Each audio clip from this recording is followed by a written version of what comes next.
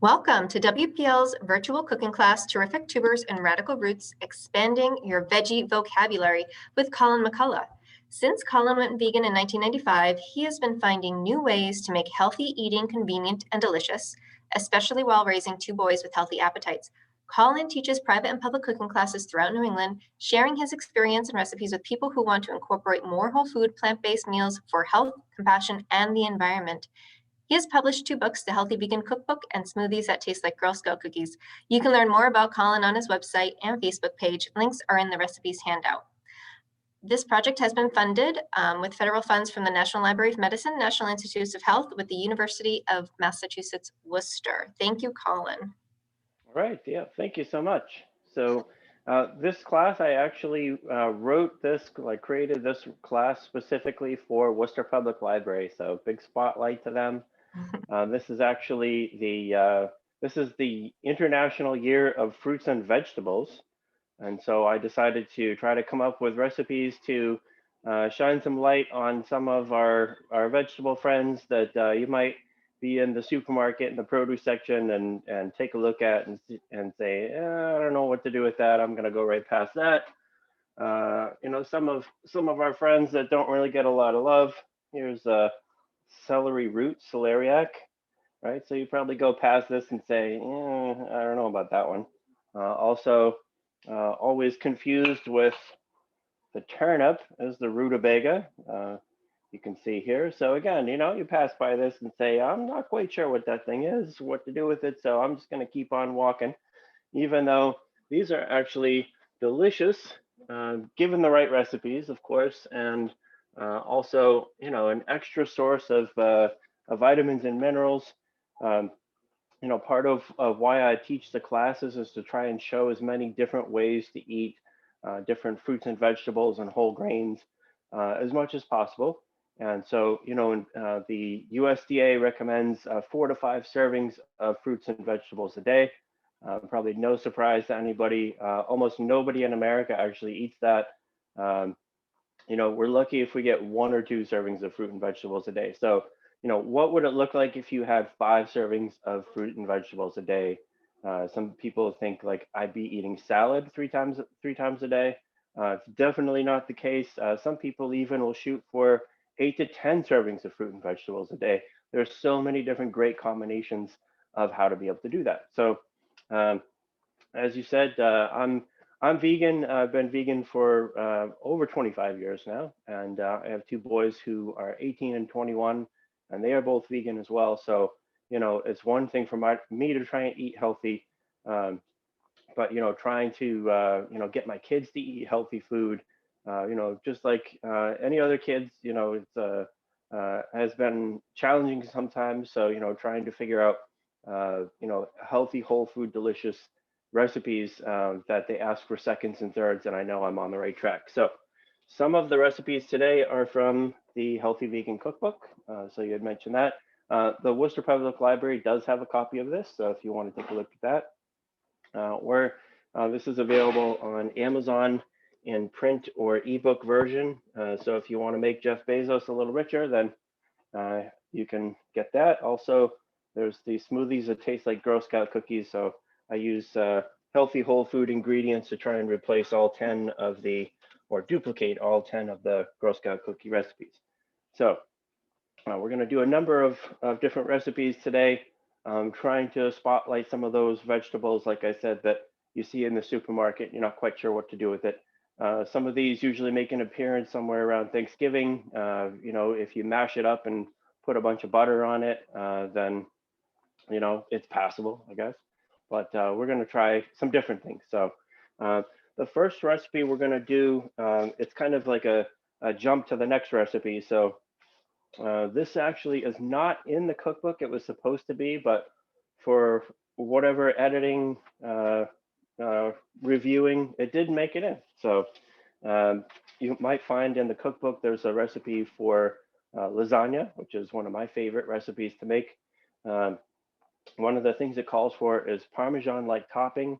And so it says, it mentions it in the book, but then the recipe's not in the book. So this is like a little extra, I guess. One of the great things about eating vegan is you get to make your own stuff. So, when you say, if you need Parmesan, um, like grated Parmesan cheese or something, then it's actually really easy to make your own vegan version of that. So that's what we're going to start with for today, just so that we can use that for one of the recipes. So in this one, I'm going to use the food processor, and we've got the S blade for this one. We're going to take out one of the other blades later on, but I want to chop up, I have a half a cup of raw almonds in here, and then half a cup of raw cashews. So if you're allergic to nuts, then this recipe is probably not going to work so well for you. But if you are not allergic to nuts, but if you have kind of a sensitivity to nuts, if it doesn't work so well in your gut, then if you soak these ahead of time, if you soak these overnight, that actually pulls a lot of the phytic acid in the nuts that some people are a little bit sensitive to. So that's an easy way to be able to make them a little bit more digestible if you have trouble. All right, so I'm going to put that in the food processor.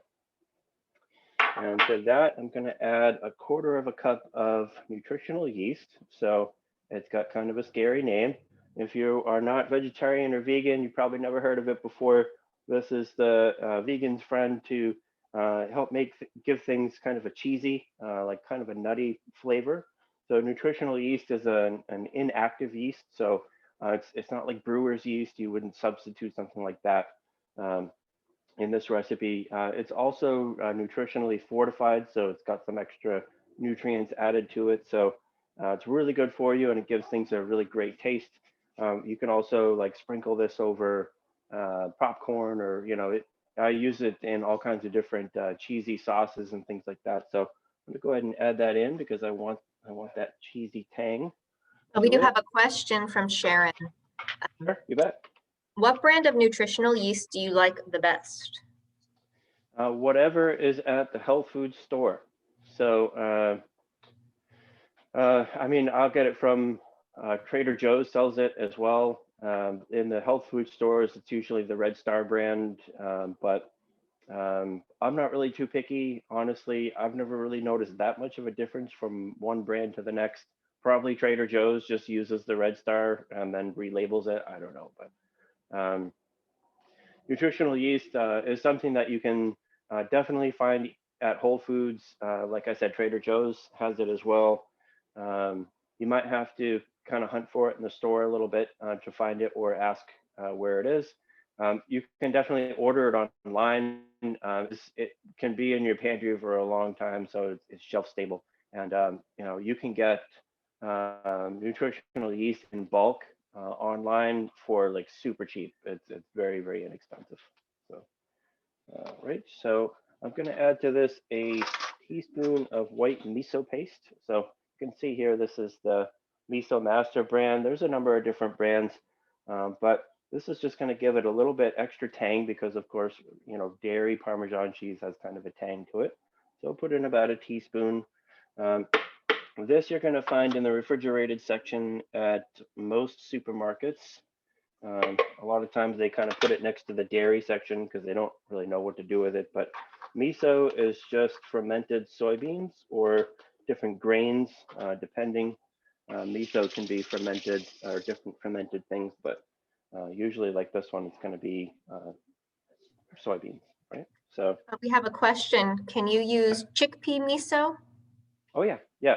I like to use the light miso just because it has kind of a lighter flavor than like the dark red bean miso has a very strong flavor, and this is really mild flavor. So I really just want the tang. I don't necessarily want the flavor of it so much. I just want to make it a little extra tangy.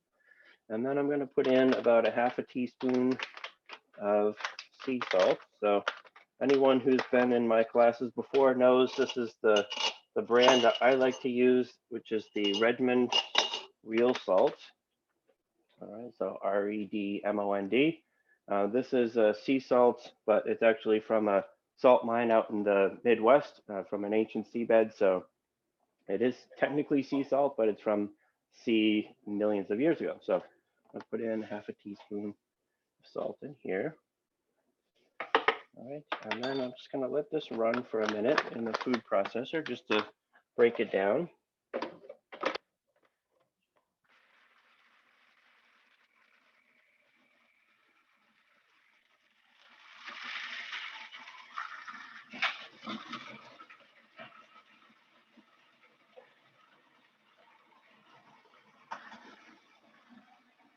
All right. Miso does like to be in the refrigerator. It's really not a shelf-stable thing.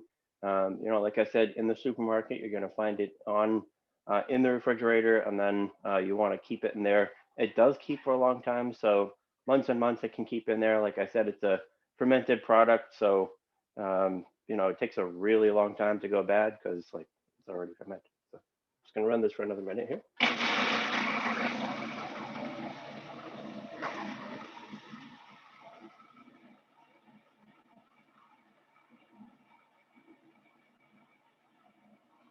Yep. So I'm just trying to get all of the nuts broken down into smaller pieces here.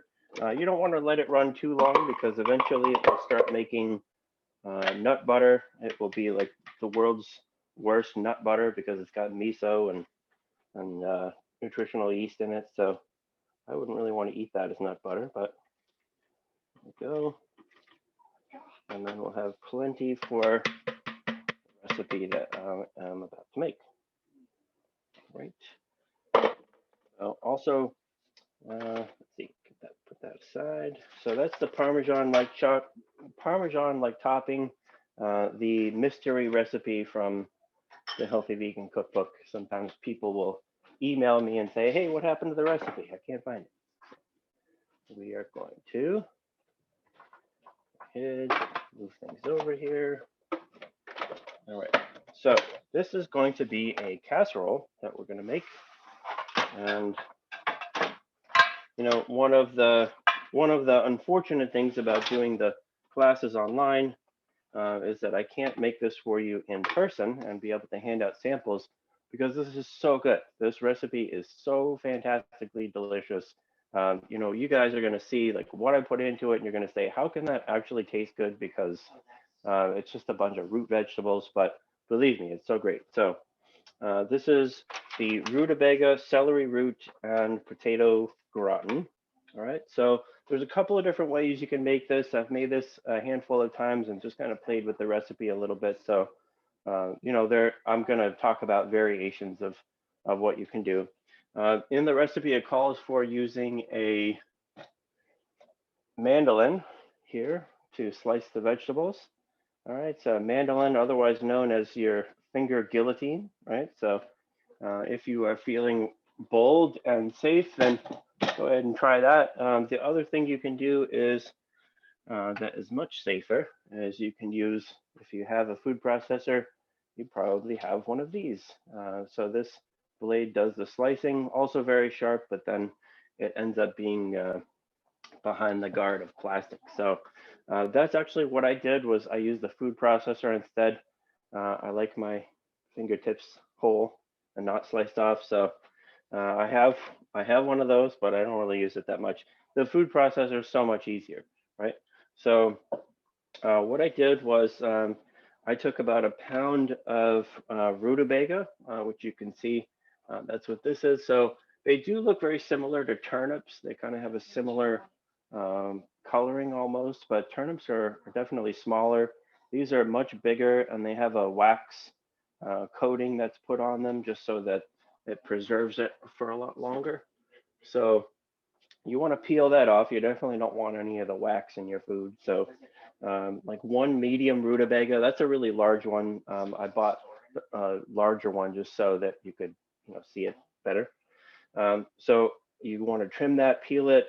You can cut it in with the mandolin into eighth inch thick slices. You don't want them to be any thicker than that. You want them to be really thin. Or like in the food processor, like I said, you can, mine has the adjustable blade height on it, so you can set how thick the pieces are. It's really easy to do it that way if you have a food processor, if you have that attachment.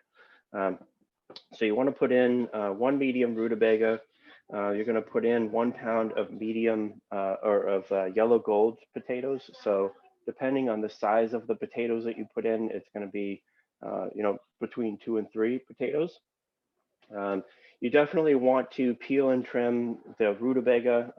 Like I said, you don't want that wax on there. You don't want that peel. With the potatoes, you can choose to peel them or not. I always like to try and leave the peels on as much as possible.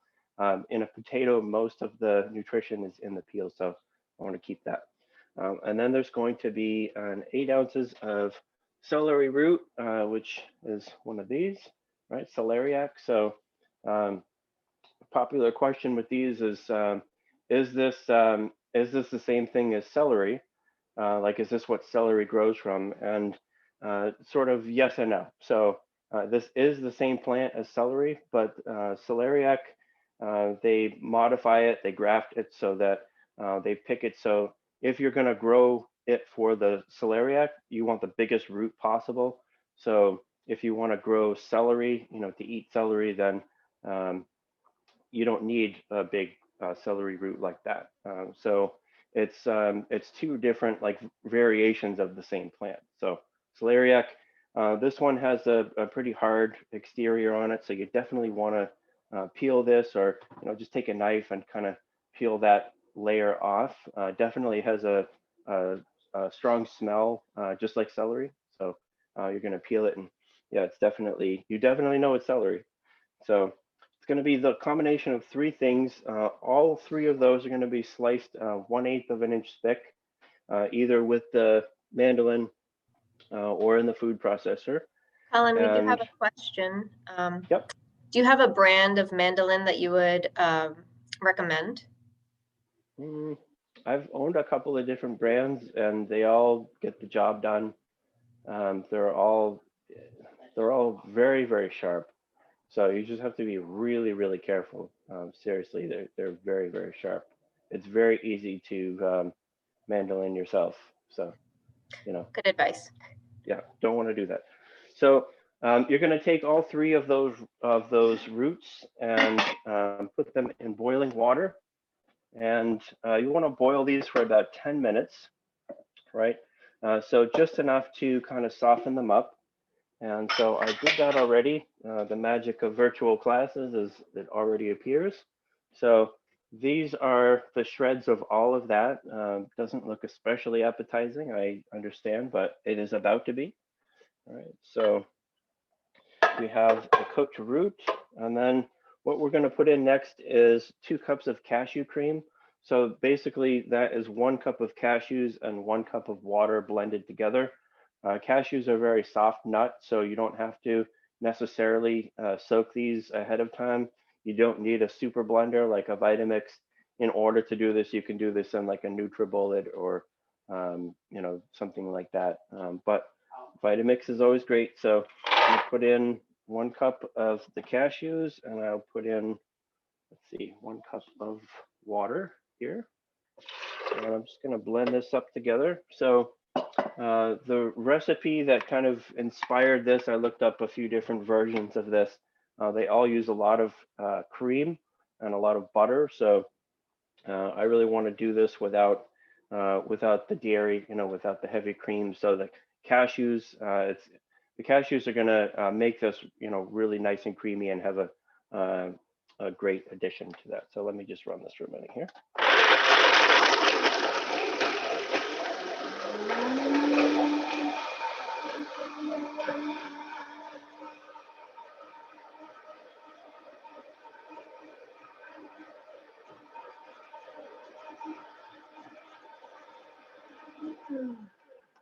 So it doesn't really take much to blend the cashews and the water together and break that down.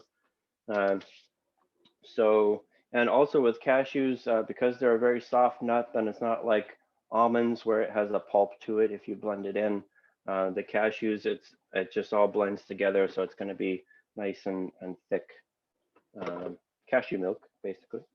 And then I'm also going to put in some thyme, which in the recipe, I kind of played with different variations. You can use thyme sprigs, but then you have to take them out at the end.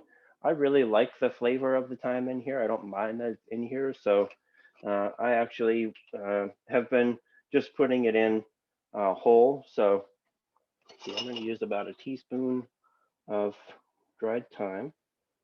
All right, so I'll put that in. And this calls for a tablespoon of salt. That is a lot. So if you wanted to use less, you can definitely do that.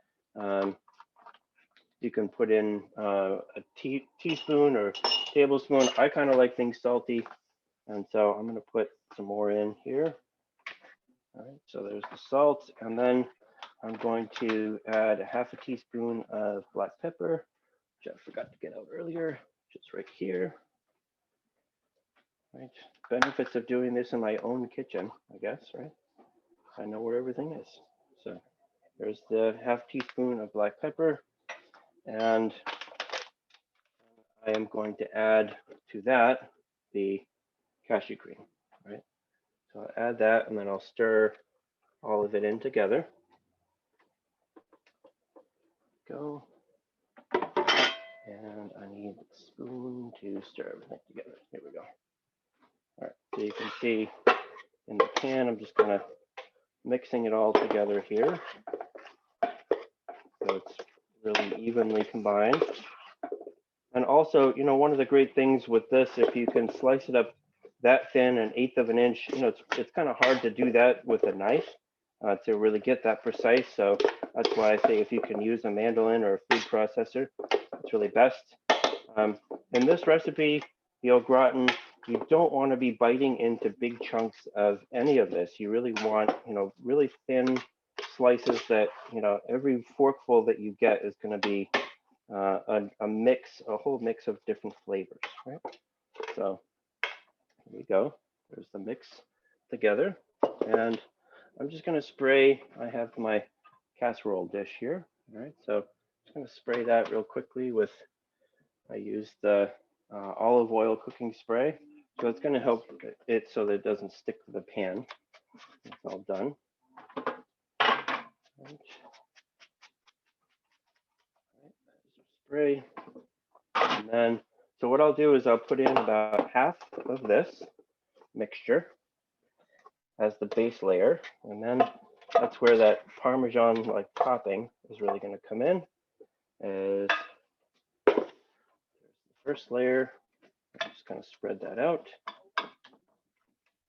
And then we have the Parmesan topping. So I say, you know, at least 1/4 cup you want to put on, just kind of sprinkle that on top so you have that nice tangy layer there. And then I'm going to take the rest of it and add the rest of it in here.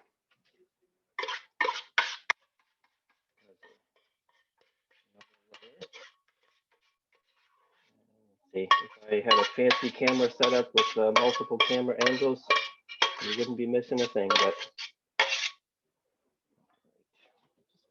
put that aside. And I'm just going to spread that out here. So because I cooked the potatoes already, or all of the ingredients here are all cooked already, so there isn't anything raw that I'm putting in here. You know, like there's no raw garlic or onions or anything like that. So here it is. It's all ready to go in the oven. So what I call for is to cook it for at 400 degrees for about 12 to 15 minutes. You do want it to be hot enough for the top of it to kind of get nice and brown. But, you know, like I said, all of it's been cooked already. So you don't really have to worry about anything raw in there. This isn't, you're not cooking it a long time, like 45 minutes, because it doesn't really need to be cooked. It's just kind of, you know, making it nice and hot and browning it on the top. So, you know, depending on how thick those slices are, you know, you boil it for 10 minutes.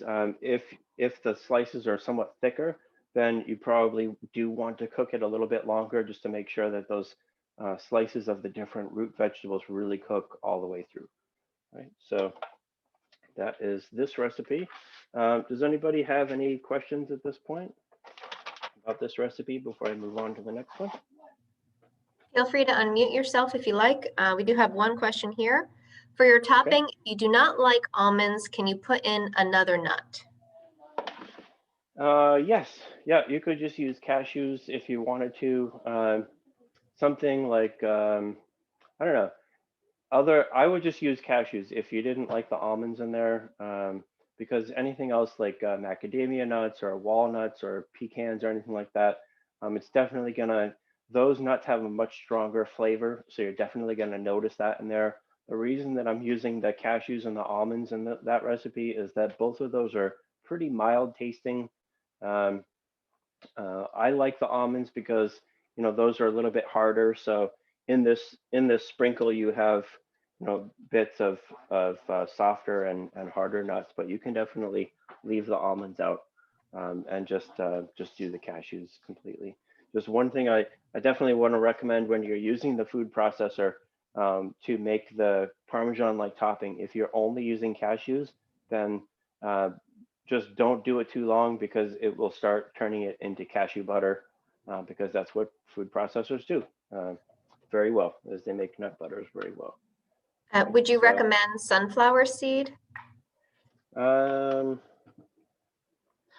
suppose I suppose you could. Sunflower seeds would work. They don't have a very strong taste either. Yep, that would work. Good suggestion. Okay, so I'm just going to rinse out the blender here because the next recipe we're going to use a blender.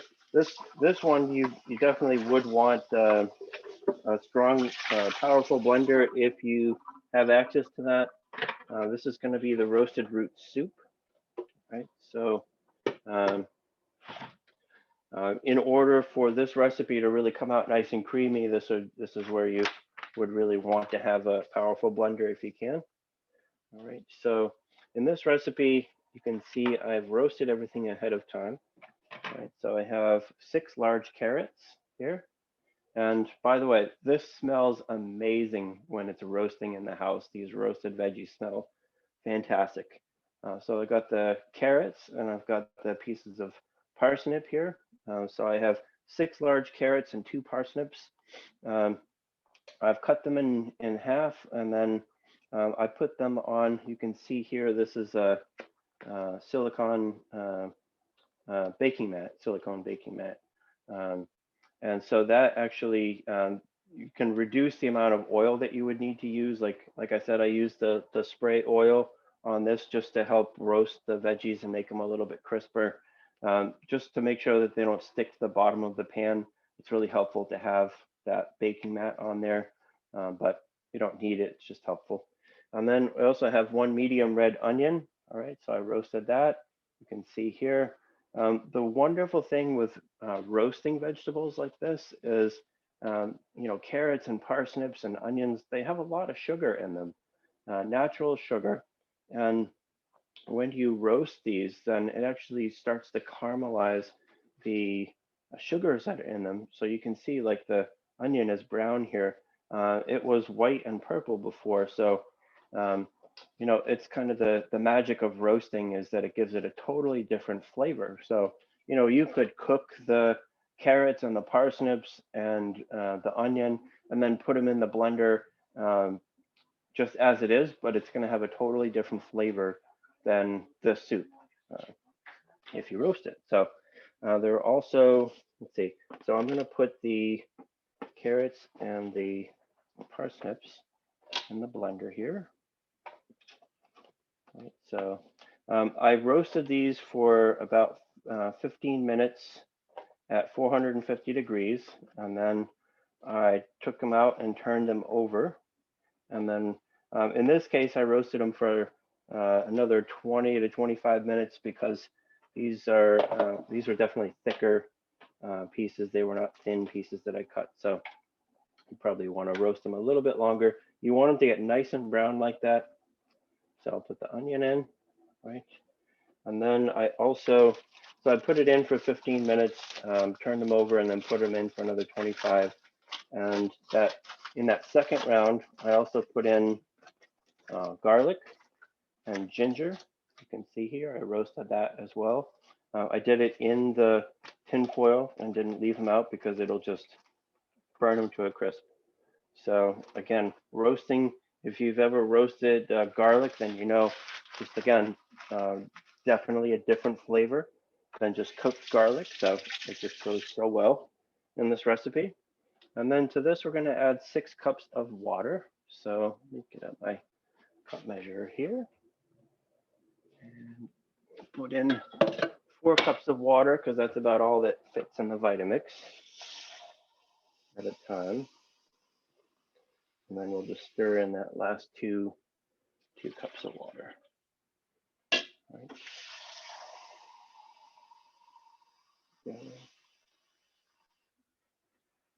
And that is pretty full for the Vitamix.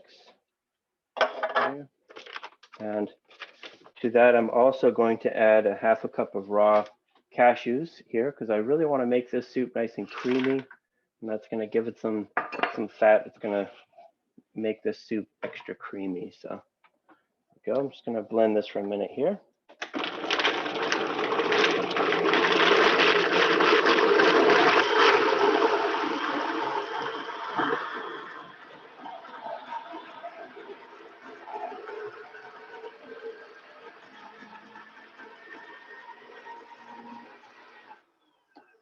Right. So this is a very thick soup, so it's going to take several times of opening it up and stirring it, and then blending it some more. So let's see. I'm just going to get the scoop here for that. So this soup, this is from the Healthy Vegan Cookbook, and this kind of the origin of this soup. I wanted to make a carrot ginger soup, but I really wanted to do something different with it to really give it a new and different flavor from what I'm used to. And so I roasted everything first and then added the parsnips because that adds a great flavor to it.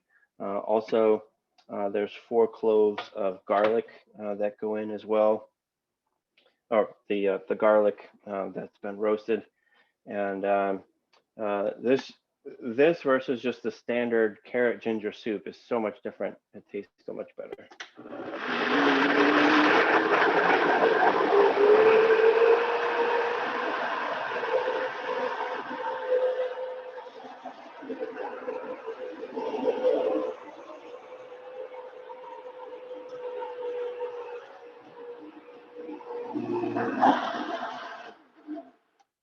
So this is what a Vitamix is really good for. What a really good blender. This is what it does. It'll blend this. What I'm going to do for today is since I'm not going to be serving it to you all right now, I'm just going to put it aside and really blend it some more later because I really want to let this run. I really want this to be totally pureed. I don't want pieces of anything in here. I want this soup to be really nice and creamy. So I don't need to sit here and blend something for 5 minutes. But, a question that people ask me a lot in classes is, is like if they don't have a blender, they say, can I use a food processor to do that instead? Or vice versa, I don't have a food processor, can I use the blender to chop things up?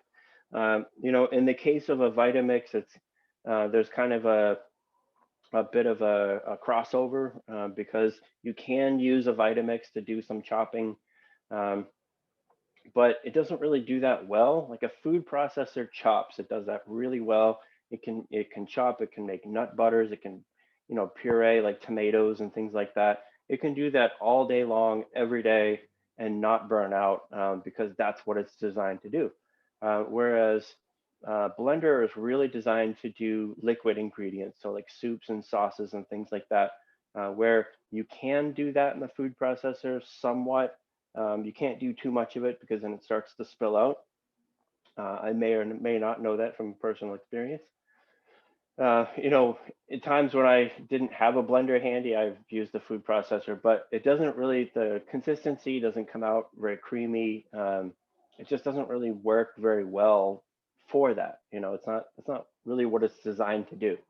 And also, like with a Vitamix, people, it is advertised to be able to, make nut butters and things like that with it, which it really stresses the motor out. Like you can start to smell the motor running because it's really hard on the motor. But you know, like I said, a food processor can do that all day long, every day, and that's, you know, it's a workhorse. It's designed to do that. So one of the other ingredients I just wanted to point out with this is going to be 2 tablespoons of Better Than Bullion no chicken base flavor. That's what I like to use. You can use your own um, Bullion. You know, some people prefer the powder or prefer cubes. I really like the Better Than Bullion flavor. This is really kind of more of a paste. You can see it's almost gone here. But Better Than Bullion makes a lot of flavors that are not vegetarian, but they do have some, like this is the vegan no chicken flavor. So it's designed to taste a lot like chicken.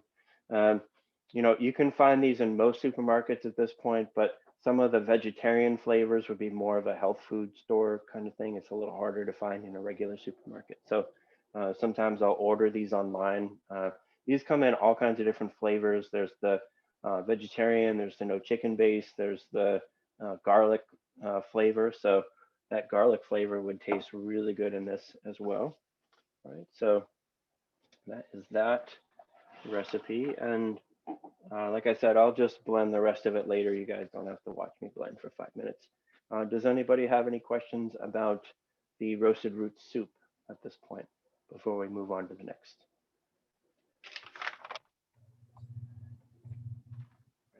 Go ahead. I don't see any so far. Okay. All right. So with these different kinds of vegetables, you can roast them. Like I said, you caramelize the sugars that are in them. And that's a great way to make these more interesting flavor, more palatable. You know, when it comes to things like rutabaga, you know, if you look up recipes, often the recipes that you're going to find online for rutabaga are going to be cooked and mashed in with sweet potatoes, with mashed potatoes and served on Thanksgiving. So, you know, if you're expecting mashed potatoes, it's kind of a strange flavor. So, you know, it's things like that. Like people don't know what to do with it, so they'll just, you know, mash it up and like cauliflower, like try to hide it in with the mashed potatoes, and it has a flavor. It's not going to play so nice like that. So um, the next way of working with some of these is going to be using an air fryer, which we can find here. Right. So this is just one type of air fryer.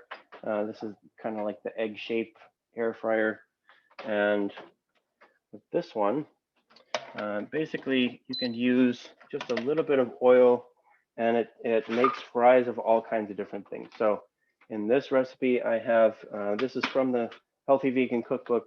There are 9 types of fries. So we go over how to make French fries, sweet potato fries, carrot stick fries, polenta fries, jicama fries, also beet fries, which is what we're going to do today.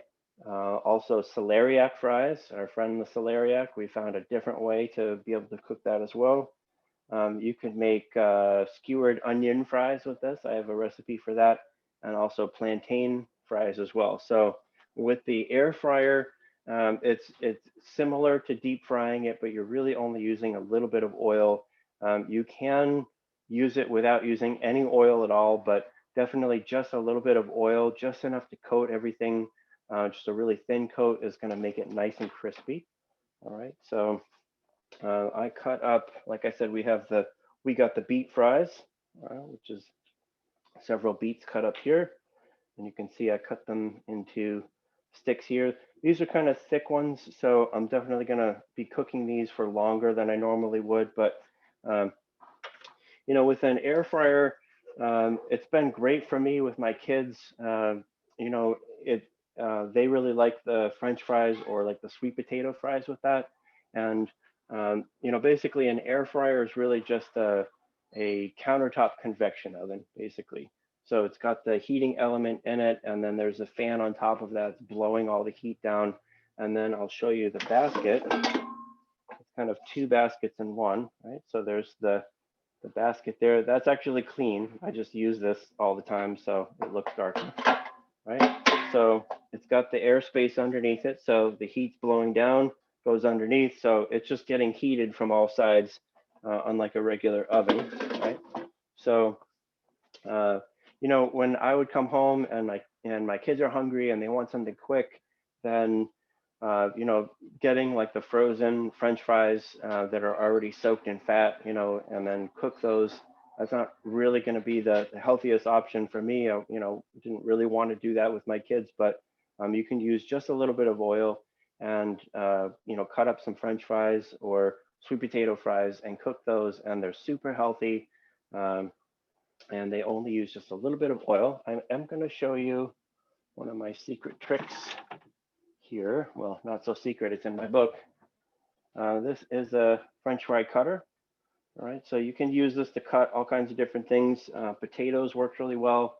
Polenta, like I said, if you are a fan of polenta, if you know what that is, polenta is like cornmeal with water, mixed with water, and usually in a supermarket you're going to find it sold like in a tube, and so you can cut that and season it. Cuts through this really well.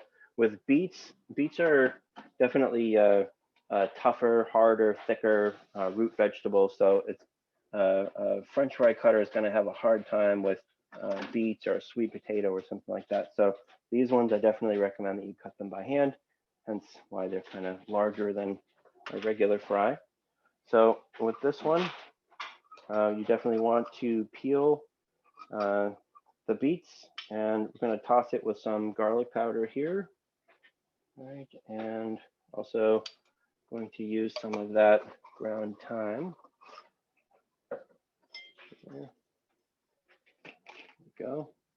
The thyme just works so well with the beets in this recipe. And, you know, believe me, beets, when it comes to beets, my kid's not interested in beets. You know, like if you've had like stewed beets or anything like that, yeah, who wants to eat that? Sorry, if you really like that, I'm sorry, but most people just don't want to eat that. So this is a kind of a different way to be able to, like for me, you know, my kids would not touch beets, but if I make the beet fries like this, then all of a sudden they're a lot more interested. So I'm gonna add some salt to that.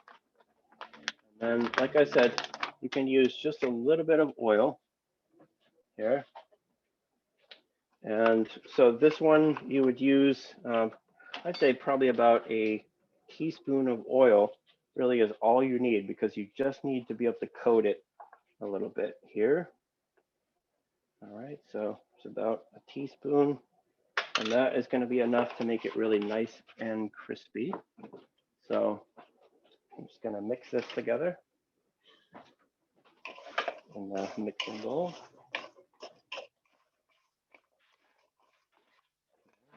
You see that it's kind of shiny because it's just coating it a little bit with the oil here. Already it smells wonderful. It's that garlic powder. And then put that in the air fryer basket. And then I'll put this on for about 8 minutes. The default temperature is 370, so I might turn it up to like 390 and then put it on for 8 minutes. And then it'll go ahead and cook that. Because these are much thicker fries than, you know, like you would cut French fries or anything like that, they will take longer. So in the recipe that I have in the book, it says to cook for about 8 minutes. But if they're thicker, you definitely want to cook them for longer. So I'll cook them for 8 minutes and then just take it out, shake them a little bit, just so that nothing sticks together too much, and then put it back in again.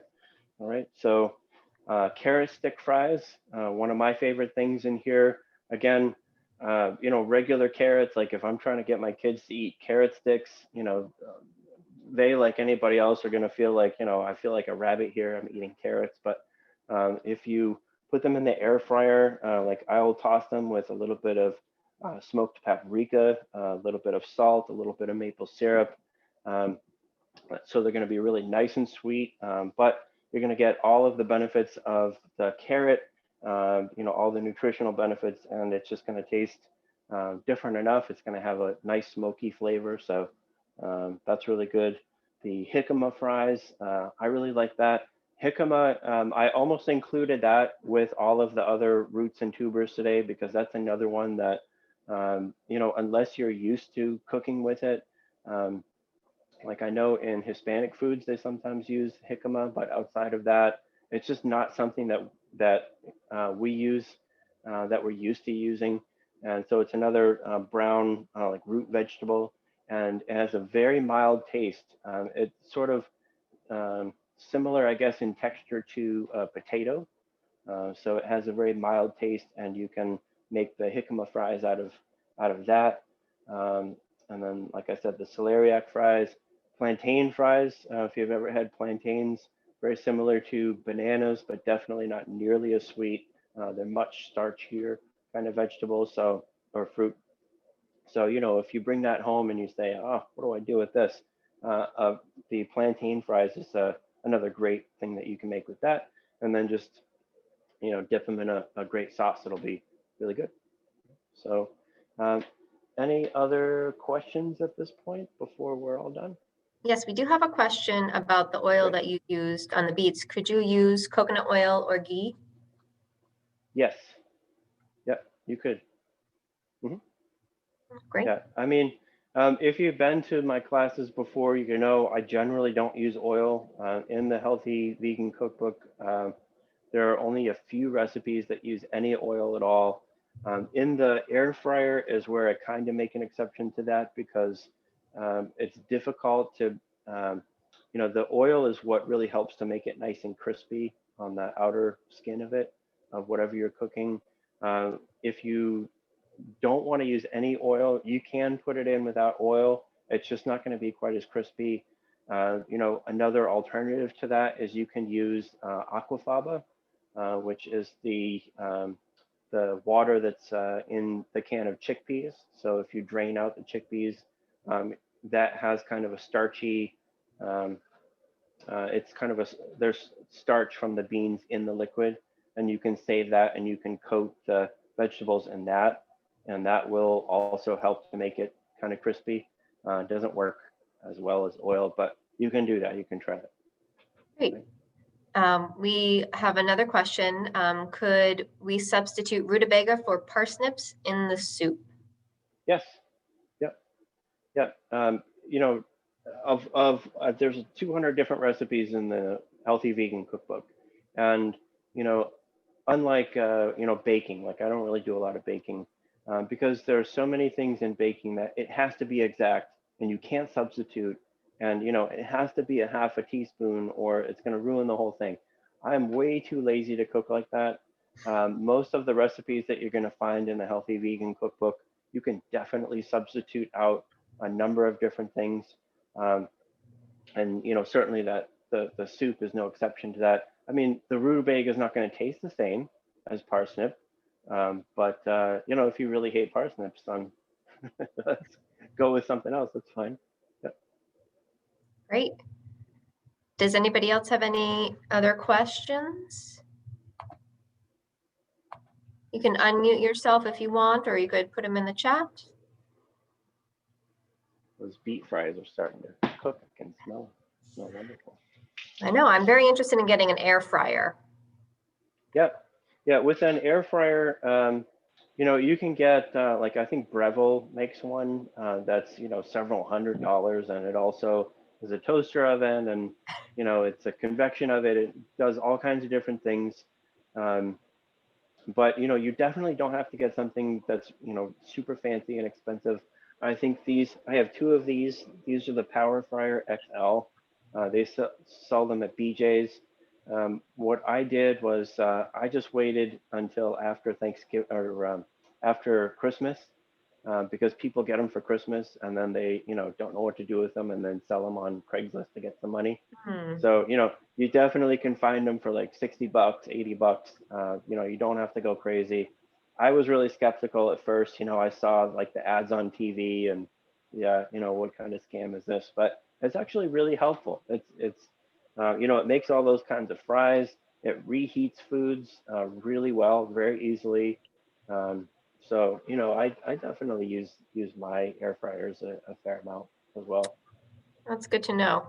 Thank you. I have a question. You bet. Oh, I came in late. Did you talk about roasting vegetables in the microwave oven? I did not. No, I've never actually tried that before. Until recently, I haven't had a microwave to do that in. Do you have any experience with that? Have you done that? No, I haven't. I just wondered how it works out because I certainly think you could be able to do it. I'm sure they're not crispy, probably, but Right. like the air fryer. It's just that people have limited room sometimes for appliances. So if you have more people have microwave ovens, obviously, than air fryers, I think. Right. So, If you have a convection oven, if you got the super fancy oven, then it can do the same thing as an air fryer. It's essentially the same thing. It's just a smaller version of that. If you can do it with a regular oven, and just roast the vegetables with that. That's fine. The thing with a convection oven or with the air fryer is that it's got the fan in it, so that it's just constantly circulating the heat around the vegetables, and it like cooks the whole thing, more evenly than if you're going to put it on a tray. Then you have to like turn things over and everything. But you can achieve the same kind of thing in an oven. It's definitely doable. I thank you. Yeah, you're welcome. Another thing that I really like to cook in an air fryer is it's a great way to cut up cubes of tofu. So for my kids, again, like, tofu doesn't really have much of a flavor by itself. So, they might be a little bit wary of something like that. But if I season it and I put it in the air fryer and make the cubes out of it, then they're all over it. They love it. And they're crispy? Yep. Yeah. Huh? If you coat it with just a little bit of oil, it'll make it crispy. So you can see here, they're starting to cook. So like I said, these are thicker. So I'm going to put them in for another 8 minutes, and then I'll check it after 8 minutes to see. You definitely want these to be soft. You don't want them to be really hard. So you want to make sure they're cooked all the way through. Right. Also, sometimes with air fryers, people will ask me, cooking meat in it. Supposedly, it can. Obviously, I'm vegan, so I don't have any experience with that myself. One thing is, with an air fryer, it's going to be just like any other way of cooking it. Just make sure that it's cooked long enough so that it cooks all the way to the middle, and you're not going to have any rawness in there. You definitely want to avoid that for sure. But I think it works great for vegan food. Would recommend Yeah, that. I'm interested. Does your cookbook mention any fun sauces or dips for these different fries? Let's see. What I like to do is in my I don't have any specific recommendations on this page for sauces, but there are 30 different sauce recipes in the cookbook, so there's Okay. a lot there. What I really like to dip some of these in, if it's not like barbecue sauce or something, which there is a recipe for in the book. I also have a recipe for making your own mayonnaise without using any oil. So using cashews and also silken tofu and, different seasonings and things. It makes a really great mayonnaise, but with much, much less of the fat and calories than you would with regular mayonnaise that is, oil-based or egg-based, of course. So I like to mix some of that mayonnaise with some buffalo sauce and some garlic powder. Just mix that together, and oh, I love that dip. It's so good, and it's got just enough of a spicy kick to, to give you a little bit of heat. It's great. Oh, that sounds good. Yeah, definitely. Does anybody else have any other questions or comments? Sure, we're all hungry by now. I should make my publisher happy. We've got with the Healthy Vegan Cookbook. So The 9 types of fries, I believe that's in with the veggie burgers and veggie sausage chapter. It has all that. Really, the 2 main focuses of the Healthy Vegan Cookbook are breakfast smoothies that taste like dessert. And then, so I have 30 different smoothie recipes. That's usually what I have for breakfast every day. It gives me a great boost of energy and nutrition for the day to start out. And then there's 30 different sauce recipes. You can see on the cover, there's the ginger miso sauce on the bowl here. And so, you know, one of the ways that I got my kids to eat healthy food growing up was to have a really great sauce so you could put it over, you know, lots of healthy but kind of boring foods for my kids, you know, whether it's beans or tofu, whole grains, kale, you know, all those things. If you put a really good sauce on it, then that is really has been the key for me to being able to get my kids to eat healthy food. So there's 30 different sauce recipes in the book, which again is available at Worcester Public Library. You can get that. And then I believe this is also available at the Worcester Public Library, smoothies that taste like Girl Scout cookies. And there's all 10 recipes in there. Beautiful photography, which I did not do. All right, so that is there as well. And like I said, it's also available on Amazon as well in print and ebook version. Okay. Well, thank you very much, Colin. We appreciate you coming back, and we'll see you back in May. All right.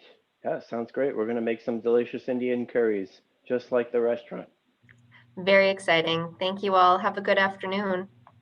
All right. Thank you.